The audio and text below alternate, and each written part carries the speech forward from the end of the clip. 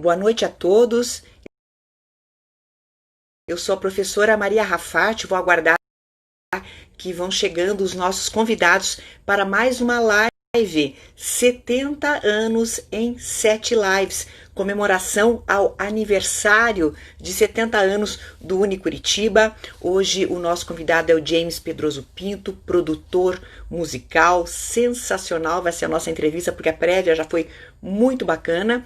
Vou aguardar que os nossos internautas entrem, que também entre o nosso convidado, aí eu chamo para nossa live e nós começamos. Bem-vindos todos a mais uma live do Unicuritiba, a mais uma live comemorativa dos nossos 70 anos. Deixa eu dar uma olhadinha para quem está aqui, quem não está. Vamos ver se ele já está aqui. O James ainda não está, daqui a pouco ele já chega por aqui. Deixa eu fazer um comentário, deixa eu ver se eu consigo fixar um comentário. Consigo aprender alguma coisa aqui nessa casa. Curitiba, 70 anos. Agora eu vou... Vamos ver se eu consigo fixar essa live, gente. Aí vai ser muito chique se eu conseguir fazer esse movimento. Fixar um comentário aqui. Tô tentando. Estamos tentando. Não consegui, então tchau. Depois eu vou tentar fixar o comentário. Deixa eu dar uma olhadinha se o nosso convidado já chegou.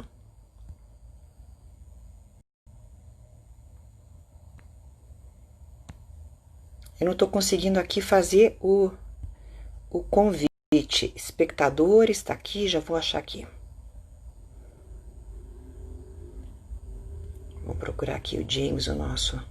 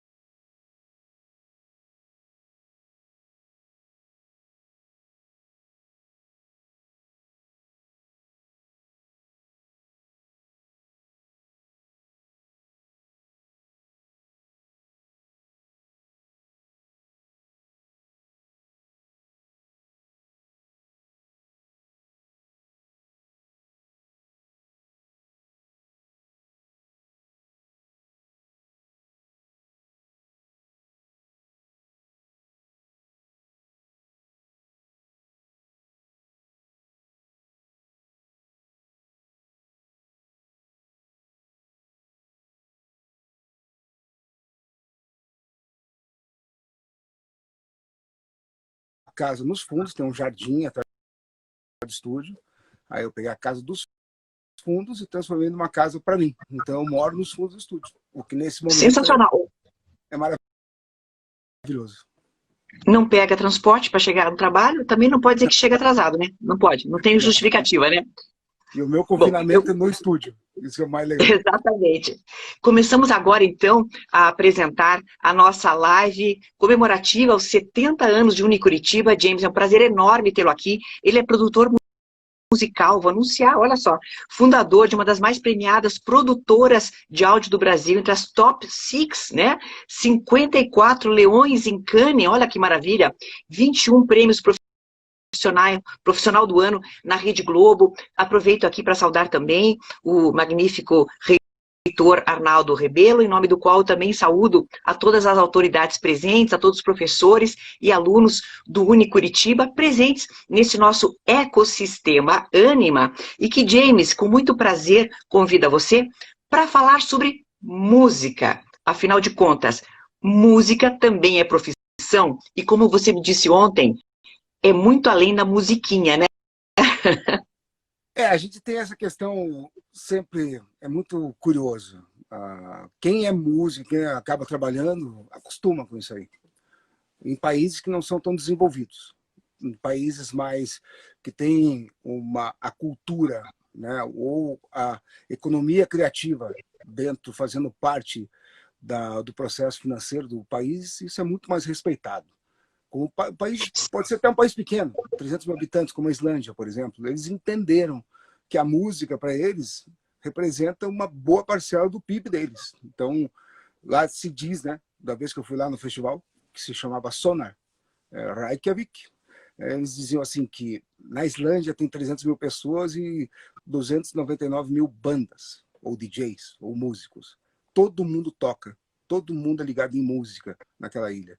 E de lá eles exportam muitas bandas, não só bandas, eles exportam banda, música para game, música para série, música. Tanto é que quando você vê séries, não é assim tão difícil encontrar um Olafur, Arnalds, os caras, os nomes assim, Jason, Jakinson, você sempre encontra alguém Os autores os de autores. lá. Você sempre encontra alguém produzindo, alguém da Islândia ou da Escandinávia mesmo. Eu estou citando a Islândia porque tem 300 mil habitantes na ilha inteira, né? E Reykjavik tem 200 mil pessoas. Então, lá a economia é muito respeitada. A economia criativa e a música é muito respeitada, né? Tanto é que eles têm um sistema lá de incentivo ao cinema, onde todo o imposto gasto retorna para a produtora. Então, para eles interessa que o país seja conhecido, que você gaste no país, que você mova a economia do país. São James, formas inteligentes, né? pois é, quando você fala economia criativa, você fala de uma coisa muito maior do que Sim. o que uma pessoa que não entende muito de música pensa. Não é o cantor, não é só a banda ou aquele que vende uma música que você baixa, faz o download. É muito mais, né? Porque a música permeia a nossa vida em lugares onde a gente até nem percebe que ela esteja, né? Vamos botar alguma coisa que todo mundo já foi, ou se não foi, quer ir algum dia, mas, de certa forma, respeita porque é outro país, os musicais da Broadway. Não tem nada que gere mais dinheiro para Nova York, né, assim, do ponto da economia, do que os musicais. Nova York é uma cidade que gira em torno da música, né? Tanto seja os pubs de jazz, como um Madison Square lotado, seja a avenida dos musicais da Broadway. Então, lá é tratado de uma forma, a música é tratada de uma forma como profissão, não uma musiquinha, não alguém que vai tocar, alguém que desrespeita, o que você vai fazer para viver? Não, eu sou um músico, eu sou um maestro, eu sou respeitado. Se você pega, por exemplo, a economia de Orlando tem uma das maiores faculdades de produção musical do mundo, se chama Full Sail. A Full Sail ela não só ensina música, como ela ensina atuação, roteiro, ensina cinema, tudo isso. O que acontece é que tudo isso é consumido pela Disney e pelos seus arredores. Então você vê, para quem já foi numa Disney da vida, você vê a quantidade de músicos que tem andando naquele shopping dele lá, e os músicos são fantásticos. Não é um músico mais ou menos. E daí que você vê que sai a Ariana Grande, né, que sai uma Britney, que sai... Então, dessa economia, essa economia explode. Veja o que é o show do Mariana Grande, por exemplo. Para quem já foi no show do Mariana Grande, quem foi no show das Spice Girls, né, naquela época lá de trás. Então, desde trás, isso é tratado como uma economia. São milhões de dólares envolvendo a economia. Além da economia, nós estamos falando só de dinheiro, mas e a cultura, né? E tudo o que a música alavanca culturalmente para que você consiga ancorar a cultura que você tem no teu país, espalhar para o mundo, que é o que aconteceu na Bossa Nova muitas vezes, né, naquela época, e mesmo Sim. no Brasil, tá? Eu lembro de uma situação muito curiosa, quando eu fui para Tailândia, eu gosto muito de viajar sem roteiro. Então eu caio no lugar e de lá eu só tenho a passagem de volta e vou me virando. Geralmente tem hoje em dia com essa coisa de você estar sempre online, você estar sempre conectado, sempre tem um amigo teu em algum lugar. É incrível. Até quando eu fui para a Groenlândia, me deram dicas da Groenlândia. Eu falei, bom, mas na Tailândia foi muito engraçado. Eu fui para Krabi, que é uma ilha que tem para você pega o barco para ir até Koh Phi Phi, Koh Phi Phi, como chama, e estava a instrutora, porque o sistema de turismo lá é muito bem estruturado, e eu estava sendo muito bem atendido por uma tailandesa. Daqui a pouco toco o celular dela, tchê, tchê, tchê, tchê, tchê, tchê, tchê. Eu falei, é o teu celular? Ele falou assim, é o meu celular. Você conhece? Eu falei assim, Gustavo Lima? Falei assim, E você? brasileiro, tá no Brasil. Eu falei, a gente ama Gustavo Lima. A gente ama Olha, Michel Teló.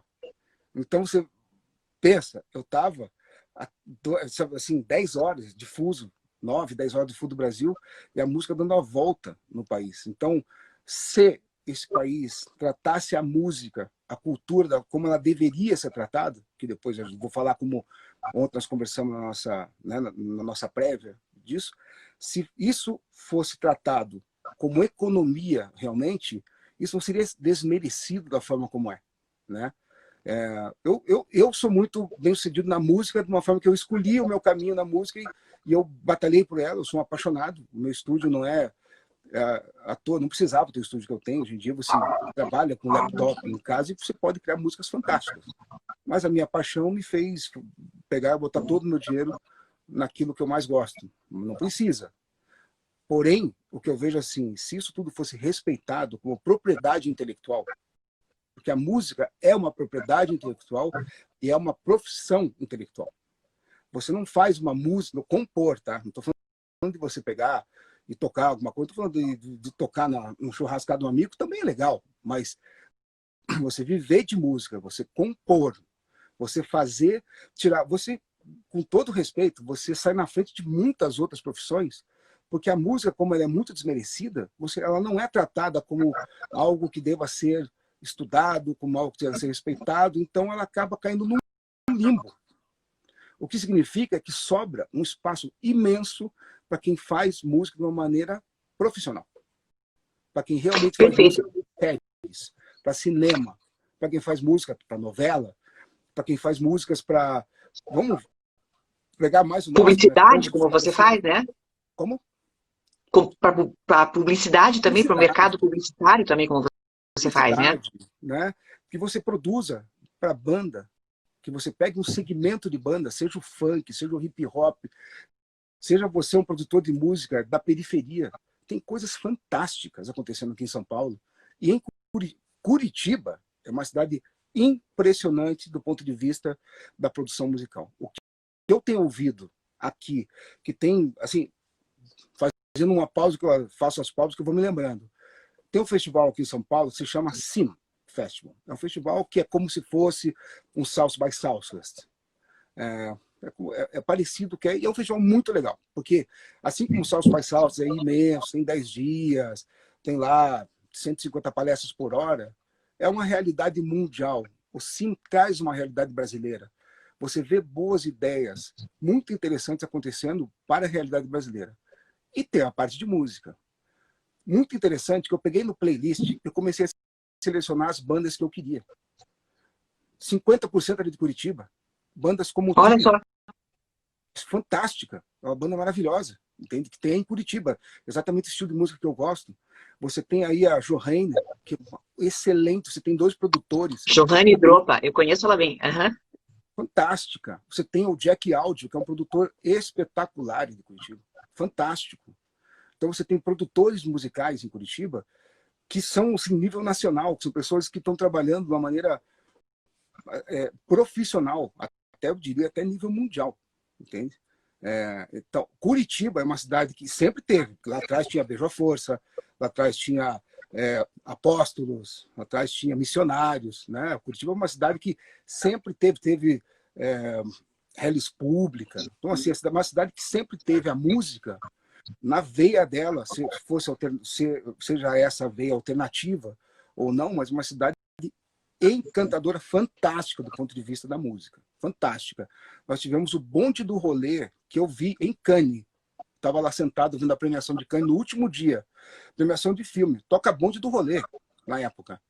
Tá? Entre o intervalo, tocando bonde do rolê com uma música ultra cool. E é mesmo. É fantástico. Então, assim, eu sou entusiasta da música e da música de Curitiba. Eu me criei vendo os melhores shows da minha vida na Pedreira. Eu vi um David Bowie na Pedreira que é inacreditável. Não lembro qual foi o show que eu vi tão fantástico. Foi uma carta em AC/DC na Pedreira. AC/DC na Pedreira. É algo que foi... Eu lembro do sino tocando. Eu lembro de shows do Hermeto Pascoal no Teatro Paiol. Algo... É indescritível você ver o Hermeto Pascoal tocando, sentado 1 2 assentos para cima, com ele aqui, na tua frente, tocando. O Teatro Paiol, que tem ou tinha, né? Desculpa, estou meio um pouco Tem desconectado. aquela estrutura de fechar, assim, um show círculo. agora. Mas ali era uma aula de música, de sensibilidade, um programa delicioso de se fazer em Curitiba. Então, Pedreira, Paiol, sabe, Teatro Guaíra, você tinha os bares de Curitiba que tocam um som muito bom. Você tinha 92 Graus na minha época, que era um lugar mais alternativo. Então, Curitiba é uma cidade que, para quem quer se divertir com música, quem quer viver de música, quem quer ter uma carreira de música, é uma cidade espetacular. Né? Eu sou produto dessa música, eu sou fruto da cidade, eu sou de Ponta Grossa, mas eu sou fruto, né? Aliás, Ponta Grossa eu tocava com músicos também que eram geniais. Lá eu tenho que agradecer demais aos meus parceiros musicais, ao Cláudio Jardim, que é um baixista que poderia estar em qualquer palco do mundo.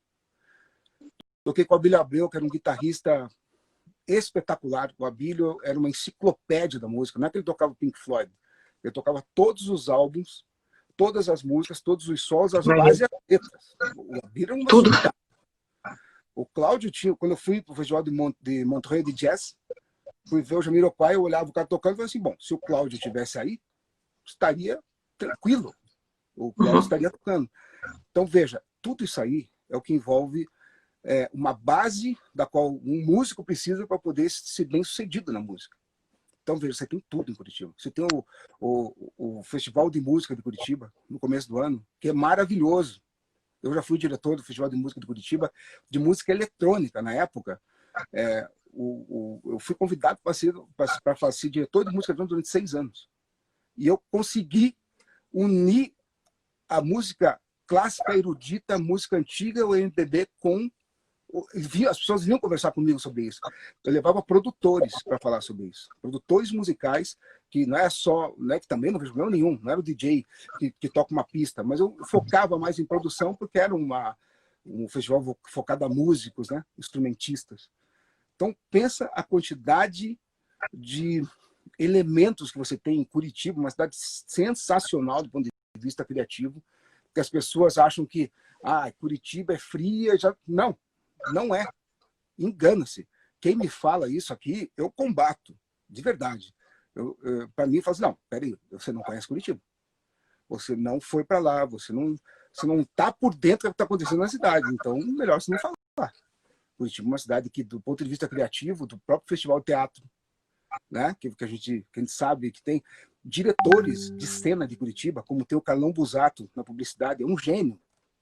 Tem o Marlon Klug, tem uma turma nova de Curitiba agora dirigindo, que são os The Youth, que são 3, praticamente, que eles trabalham praticamente em cluster, né, que é o Lubiase, o João e o Yuri. É inacreditável o trabalho que eles estão fazendo. Inacreditável, sabe? O próprio Cláudio Borelli, que é outro diretor fantástico. Tudo que você vê na TV, muitas vezes de publicidade, vai lançar um longa agora. Mas aquelas campanhas gigantescas da Vivo, do Itaú, considerado os melhores diretores do país. Curitiba. E outra, se ele tivesse sido forçado a fazer alguma profissão convencional, talvez ele estivesse disputando algum espaço. Mas não, ele escolheu uma outra via, engenheiro, e virou um excelente diretor.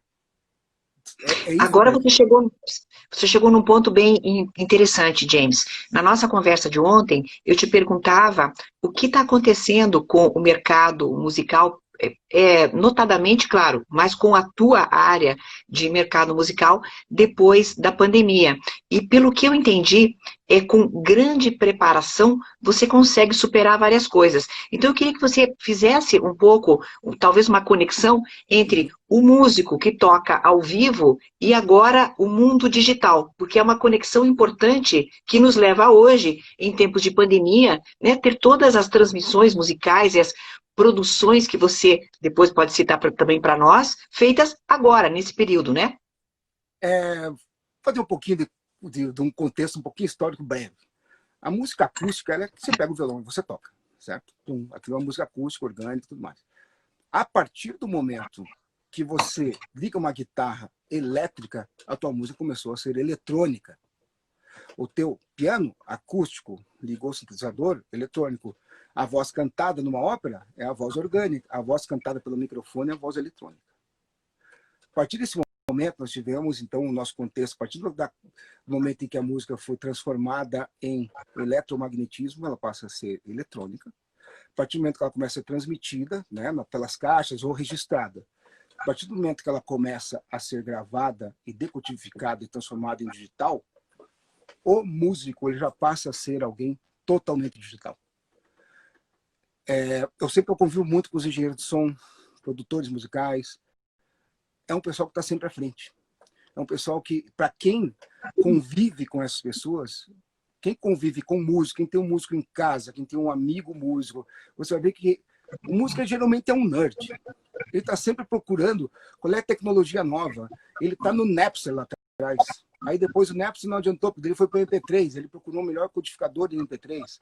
Aí ele já foi para as músicas por streaming, mas ele não está satisfeito com o Spotify, ele foi para o Tidal, que não tem compressão, daí ele ouviu o Tidal e voltou para o vinil. É uma coisa assim, você entende? Então, a percepção da música é algo que, isso do livro que se chama Música, Cérebro e Êxtase, ele fala, né, da leitura desse livro, a música, a escuta, a sensação musical foi a última fronteira do nosso desenvolvimento da sensibilidade. E por isso, o mais completo, complexo e extremamente poderoso. Lá no livro diz o seguinte, o primeiro, eu adoro falar dessa história, eu sempre falo isso quando me chamam para uma live, eu quero ser curto. Que bacana, legal. O primeiro ser vivo que ouviu foi o grilo. E o grilo tinha os ouvidos dele no joelho, nesse lugar aqui. Ele ouviu alguma coisa? Não, ele ouviu outro grilo falando para ele ameaça, chuva, vento, acasalamento. Ele ouvia a pulsação. Se você, por exemplo, pegasse e se colocasse tudo na cabeça de um grilo, você não ia ouvir o grilo do jeito que você ouve. Nós é que ouvimos assim. Porque lembrando que quem ouve é o cérebro. E a gente não percebe. Mas a complexidade que existe em você estar numa sala, você ver um quarteto de cordas, você reconhecer que aquela frequência é de um baixo, aquele de um cello, aquele de uma viola e aquele de um violino. Aquele violino está fazendo um solo. Aquele solo, você, a tua pessoa, você está completamente sensibilizado e você vai chorar. Ou então, você não deu a mínima para aquilo. Isso é de cada um. Isso é uma interpretação do cérebro que faz parte do limiar do nosso desenvolvimento. É a última fronteira. Se considera que a maior utilização do cérebro, da capacidade neural nossa, é você executar um instrumento lendo uma partitura. Porque você está lendo duração, sensibilidade, intensidade, quando você executa um violino. Tanto é que um músico, um Spala, você está no maior completo transe. Você pode colocar fogo no pé dele. Ele não vai nem perceber. Porque ele está num transe. É um transe profundo. O cérebro dele está tomado. Não existe algo que tome mais o cérebro de uma pessoa do que executar um instrumento musical. Então, o que acontece? A partir disso, o músico está sempre ligado numa geração digitalizada e... Com licença, caiu o meu negócio. E ele está geralmente ligado a uma desenvolvimento da tecnologia. É incrível, mas ele sempre está ligado ao desenvolvimento da tecnologia. Quando aconteceu a pandemia, sinceramente, eu conto isso para todo mundo aqui no estúdio, eu e mais 18. Então, nós temos 5 pessoas em Curitiba, nós temos mais 14 aqui, e tem um internacional, que fica aqui em São Paulo. Então, nós somos em 19 pessoas. Quando começou essa coisa da pandemia, eu fiquei pensando, fiquei fazendo conta de quando é que eu ia terminar de pagar a dívida. Eu fiquei pensando, porque eu não estava esperando o que aconteceu. Falei, bom, no final de 2021, eu vou me endividar, eu vou pedir para as pessoas cortarem seus salários, eu vou procurar não demitir ninguém. Eu não sou, né, uma pessoa que fica pensando o tempo todo em lucro. Não, eu gosto mais do meu ofício, eu gosto mais da música, eu sou mais apaixonado do que um empresário, mas eu tenho um lado muito forte empresarial também. Né? Eu falei, o que eu vou fazer? Bom, falei com os meus atendimentos, falei assim, olha, vamos estudar o que vai acontecer. Aconteceu algo que eu não esperava. Né? Um atendimento minha falou para mim, James, mas olha, eu li essa matéria, numa mensagem que fala que a produção publicitária vai continuar. tudo bem, mas deixa eu ver. Eu não estou acreditando, a coisa é muito séria. É o mundo inteiro.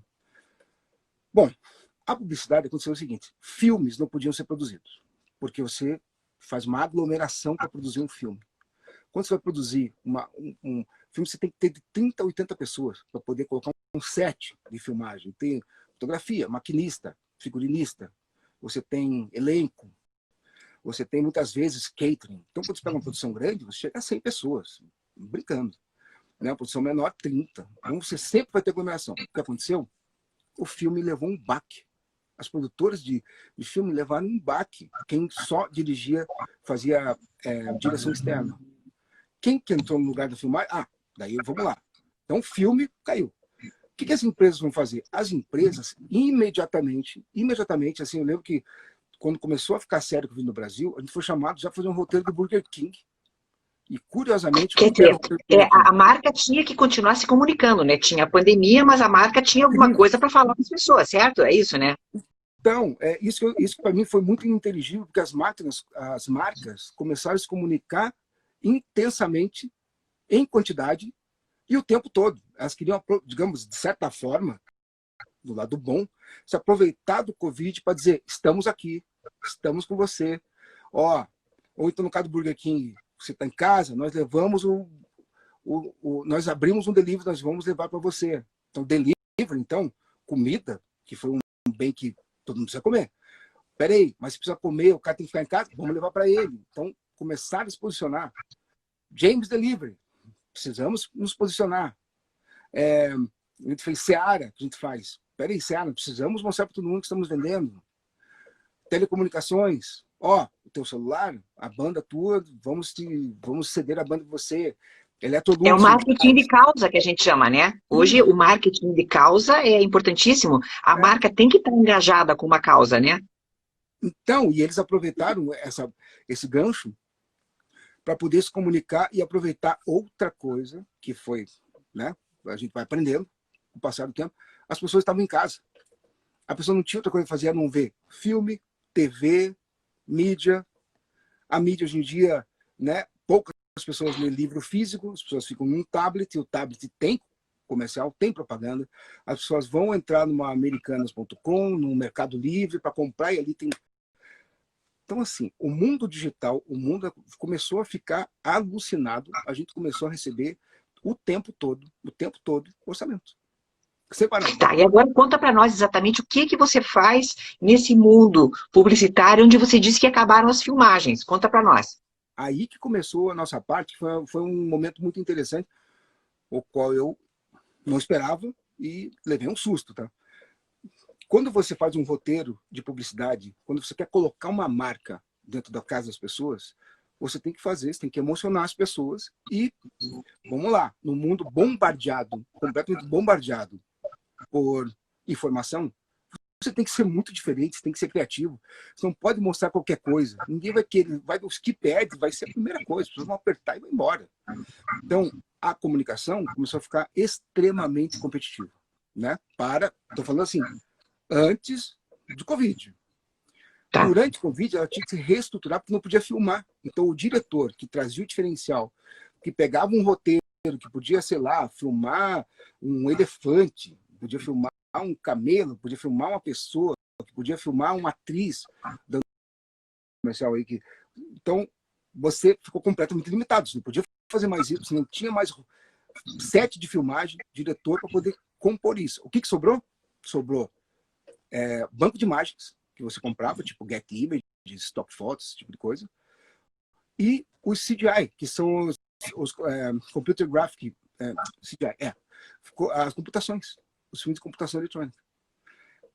Filme de computação, motion design, que a gente chama, ele depende do áudio. Porque assim, é a imagem, desenho, e o áudio tem que brilhar. O áudio tem que ser uma trilha surpreendente. O áudio tem que fazer a parte que antigamente o diretor conseguia tirar do ator, do conjunto todo. Então ele tinha que fazer isso. Olha que legal, disparou tudo aqui. Ele tinha que fazer, ele tinha que chegar e fazer isso, entende? Ele tinha que pegar e fazer isso acontecer. O que aconteceu? Ficou no áudio. O áudio virou protagonista de toda a emoção. O áudio virou protagonista de fazer com que o roteiro tivesse toda a carga emocional.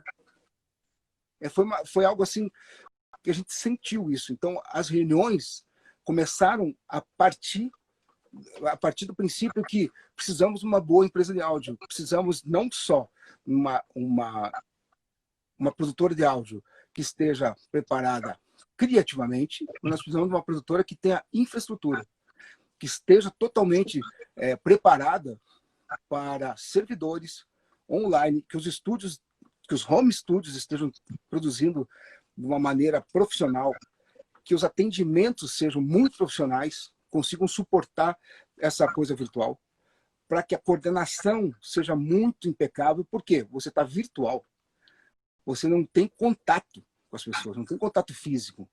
Então, a empresa, ela tinha que ser uma empresa virtual já, instantaneamente. Quer dizer, uma empresa que já estivesse, uma empresa como a tua, que já estivesse muito habituada com o uso da tecnologia, mas o uso de tecnologia de ponta, é isso? Então, aí que começa o histórico da Jamute. A Jamute nasceu em Curitiba. Curitiba ela ficou durante muitos anos aí, e depois ela migrou para São Paulo. A Operação de São Paulo produzia as trilhas em Curitiba. E às vezes mixava em São Paulo, e às vezes produzia em São Paulo. O que acontecia? A gente sempre investiu em servidor. Em Curitiba a gente já investia muito em servidor. A rede seria assim, a rede mais rápida, o servidor mais que o nosso dinheiro pudesse comprar. Claro, que não tem limite isso. Se quiser, só com um supercomputador. Mas assim, o que dimensionado a nossa parte financeira, a gente consegue investir. Então, assim, a gente sempre teve, ao longo dos anos, um investimento em servidores, tecnologia, velocidade de internet, sempre no topo da nossa preocupação. Mesmo quando não houvesse, talvez, tanta necessidade. Vocês já estavam na frente, é isso?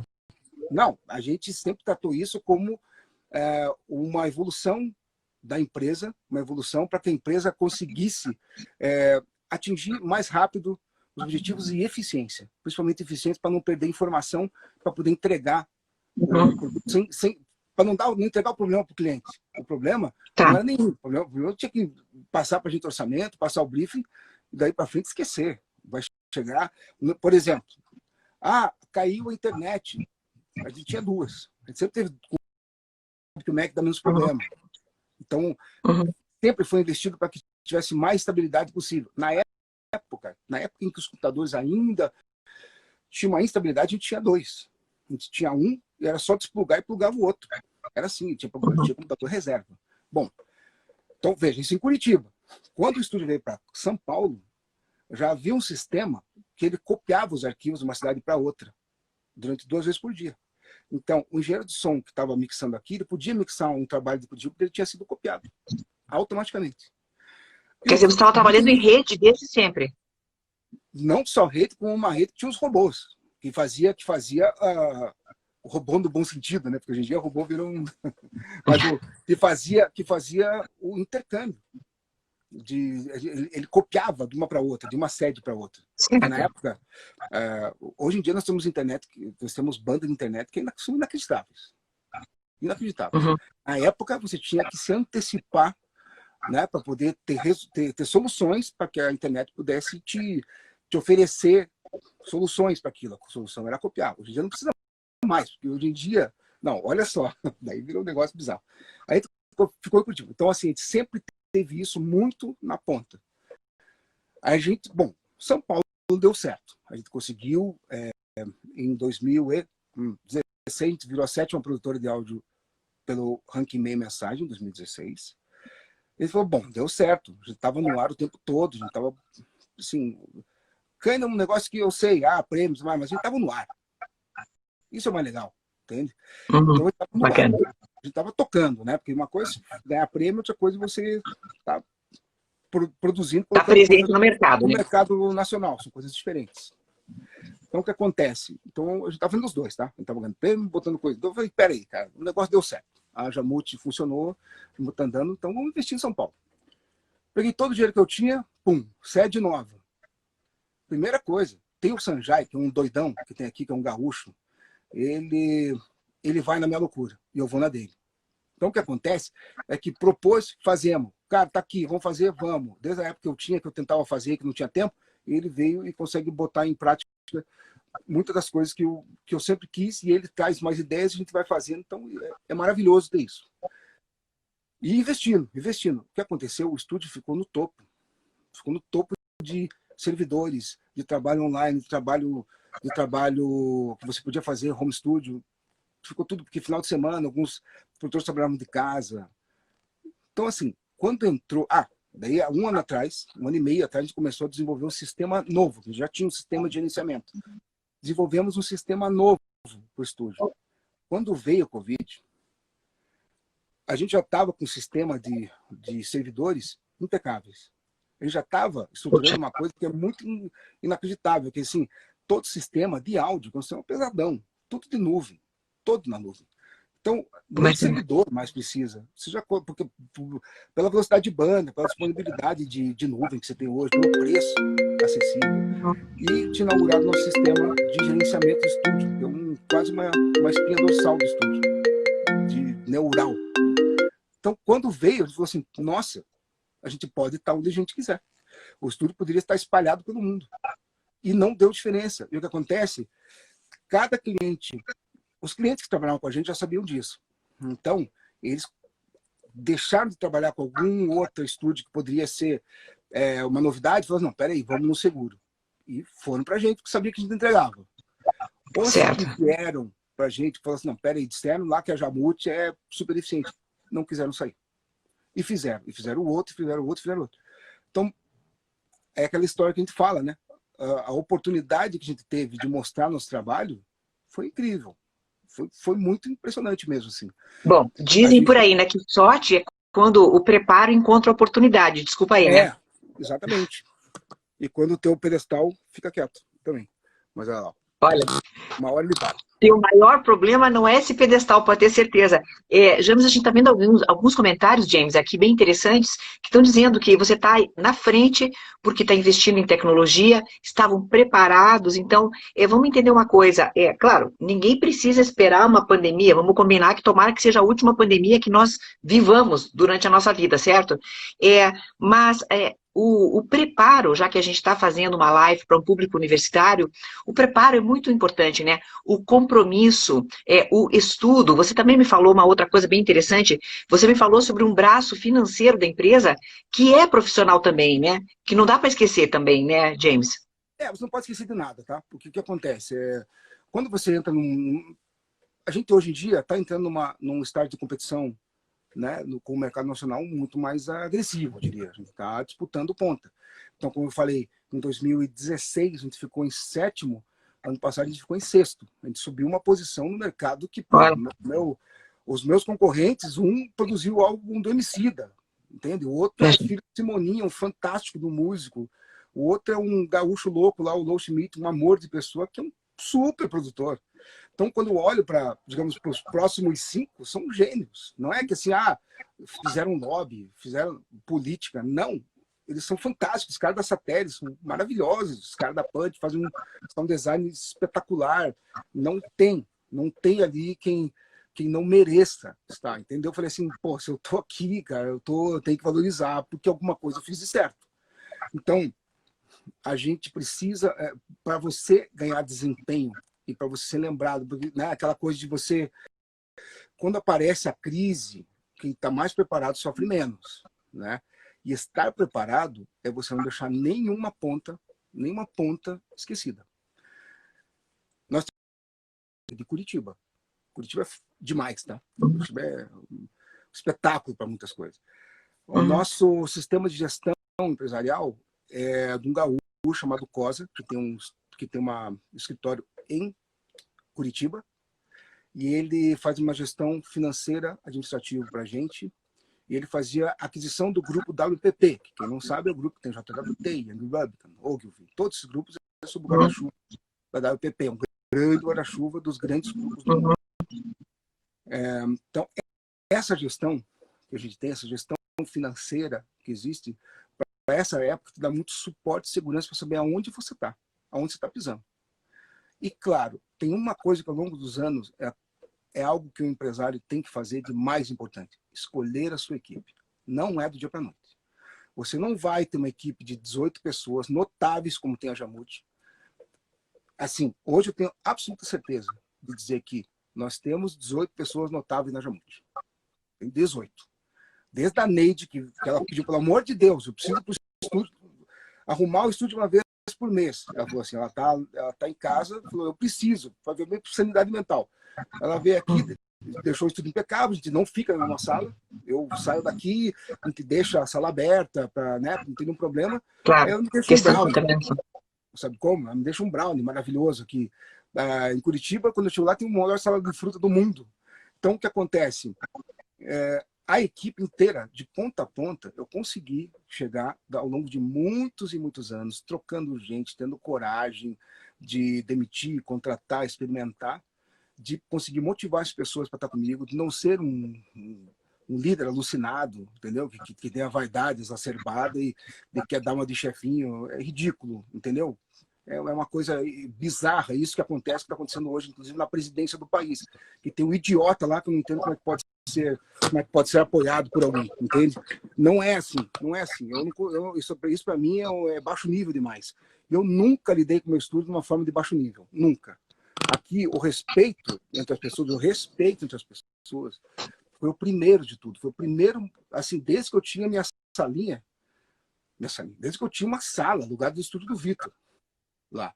Sempre respeitei as pessoas, sempre tratei todo mundo, nunca ergui a voz com ninguém no estúdio. Nunca, nunca na minha vida, entende? Eu acho que nós estamos vivendo no país hoje uma perda institucional, uma perda de valores que nós estamos vivendo aí, que eu não consigo, se eu tivesse um filho hoje, eu ia botar na frente dele e dizer assim, ó, aqui tá, filho, como não ser? É isso, é como você não pode ser, é desse jeito aqui, o pai não quer que você seja um líder alucinado, demente como esse aqui, porque eu não fiz E falando em pai, feito em cima de respeito. Então, assim, o que acontece? Se você conversar da recepcionista do Jamute até os meus key people, você vai conversar o nível de respeito, de inteligência que nós temos de conversa aqui, a acessibilidade que eles têm de conversar de mim. Eu não tenho problema de ser contrariado nenhum. Aliás, eu acho o líder que é contrariado e não sabe lidar com isso é um líder despreparado.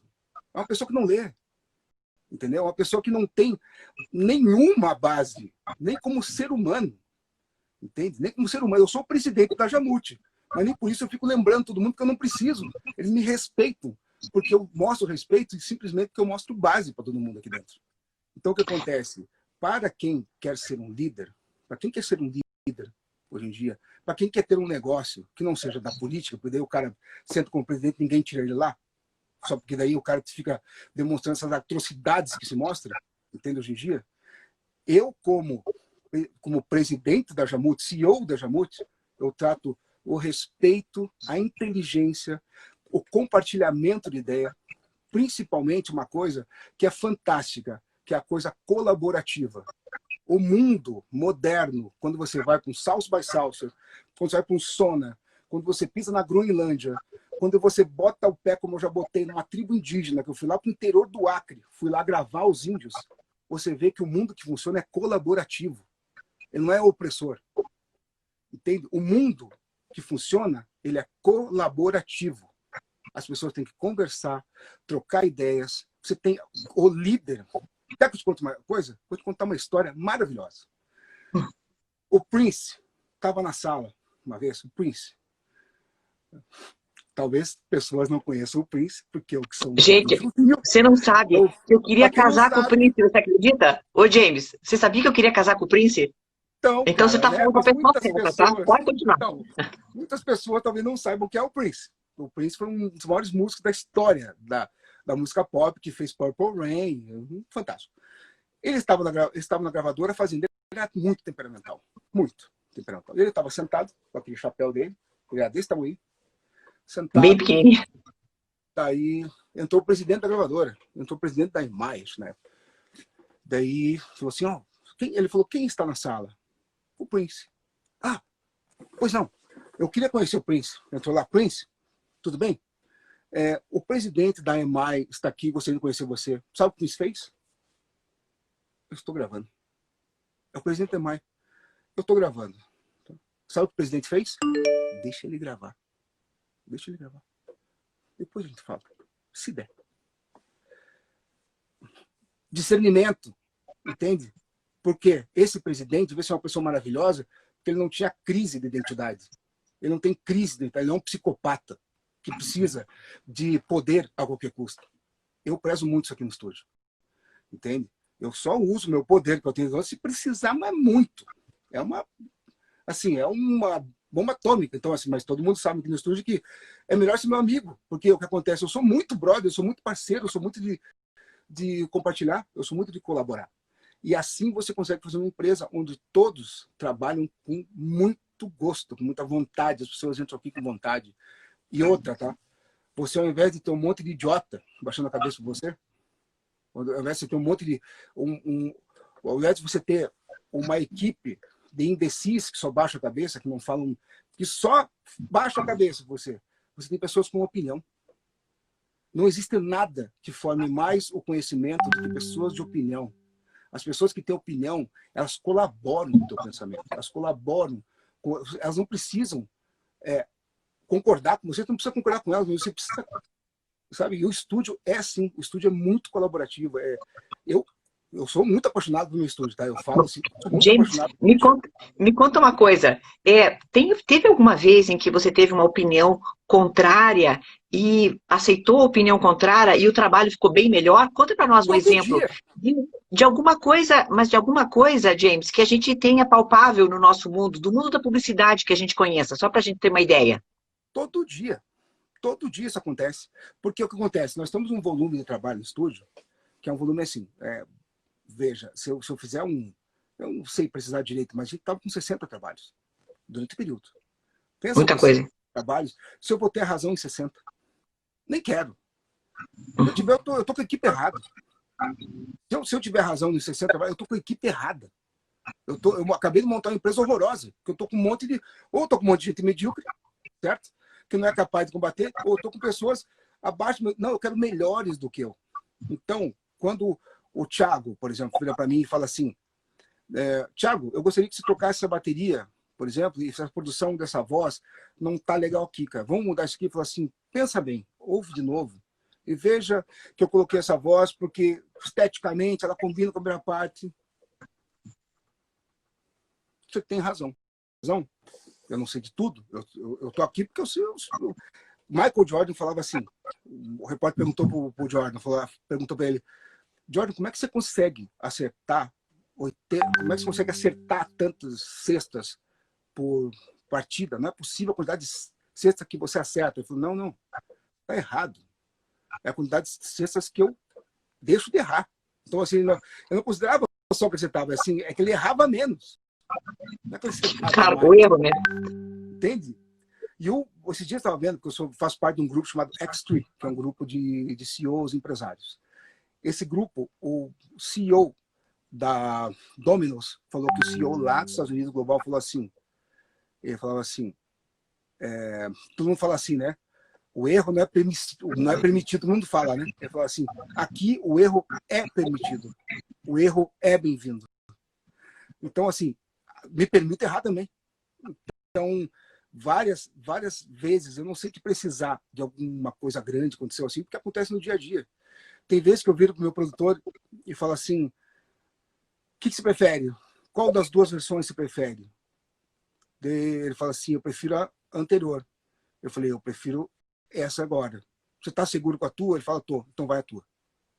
Pô, por que eu não vou...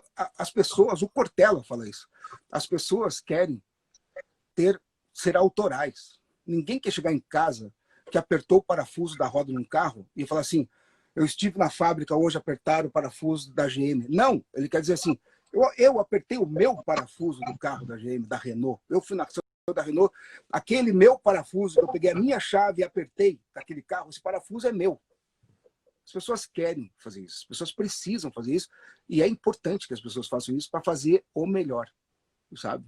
Então, eu como gestão, eu até estou falando de outras coisas, né? Mas de gestão... Não, mas estou adorando, é por aí mesmo. De gestão de estúdio, por exemplo, de gestão, não é, eu uso a filosofia para tocar meu estúdio. Eu uso uma filosofia, eu uso experiência de vida.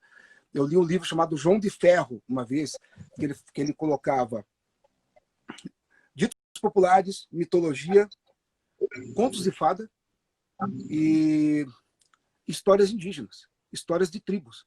Ele fazia um encadeamento dessas ideias. E ele fala que a gente é a nossa peneira do tempo. E eu percebo muito isso. Então, para mim, diz-me com quem antes, direi quem és. Sabe? Essas frases fazem muito parte da minha vida. Quanto mais pode ser simples, fazem parte da minha vida. Sabe? Em política, em negócio, não tem sentimento nem ressentimento. Eu uso, porque o meu dia fica melhor desse jeito.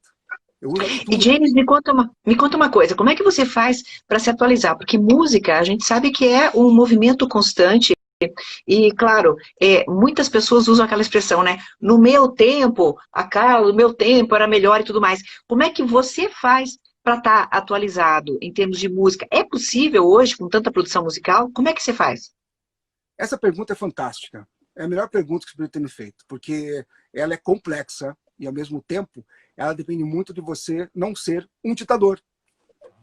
O que significa o seguinte, você tem que estar aberto a todas as pessoas.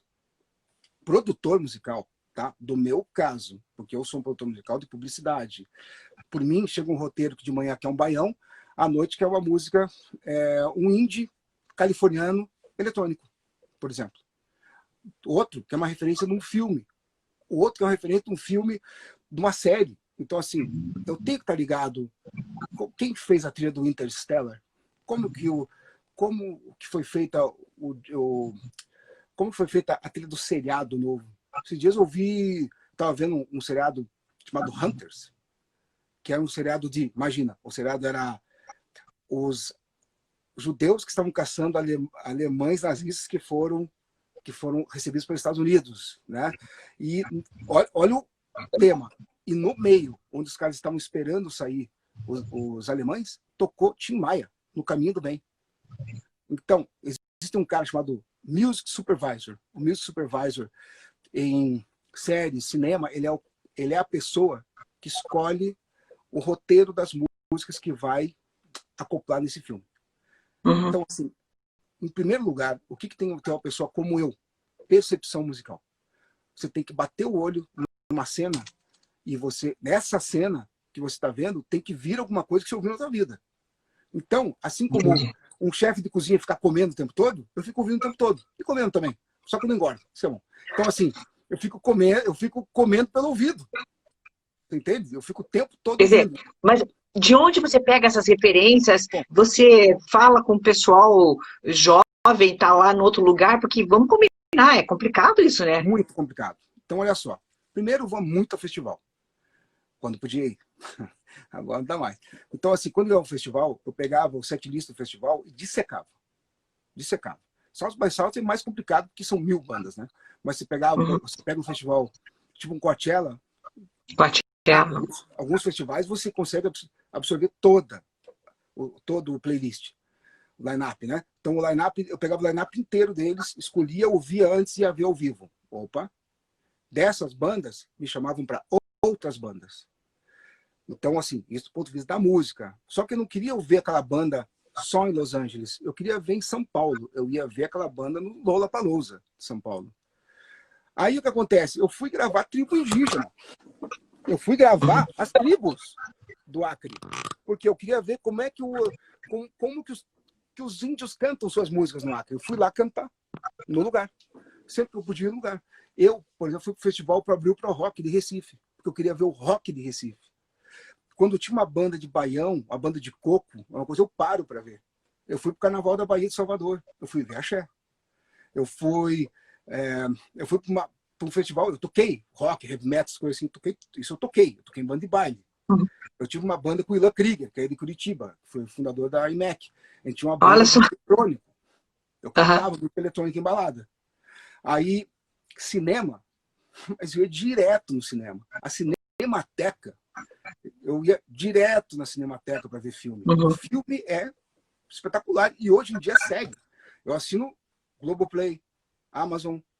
Amazon custa R$ 7,88 por mês se você fizer a assinatura anual.